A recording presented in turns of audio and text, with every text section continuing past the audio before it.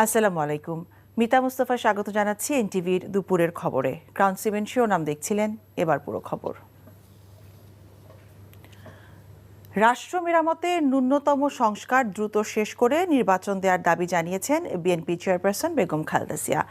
ফ্যাসিস্টদের দোসর ও দেশের শত্রুরা গণঅভ্যুত্থানের অর্জনকে নস্যাৎ করার চক্রান্ত করছে উল্লেখ করে ইস্পাত কঠিন ঐক্যের মাধ্যমে তা প্রতিহত করতে সবার প্রতি আহ্বান জানিয়েছেন তিনি।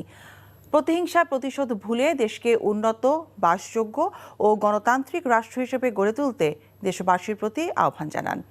লন্ডন বর্ধিত সভায় লন্ডন থেকে ভার্চুয়ালি যুক্ত হয়ে এসব বলেন বেগম খালেদা জিয়া। ইমরুল হাসানের রিপোর্ট। প্রায় 6.5 মাস পর রাজনৈতিক কর্মসূচিতে বক্তব্য রাখলেন সাবেক প্রধানমন্ত্রী ও বিএনপি চেয়ারপারসন বেগম খালেদা জিয়া। উপলক্ষ দলের বর্ধিত সভা। ফ্যাসিস্ট মুক্ত বাংলাদেশে দীর্ঘদিন পর কেন্দ্র ও তৃণমূলের নেতারা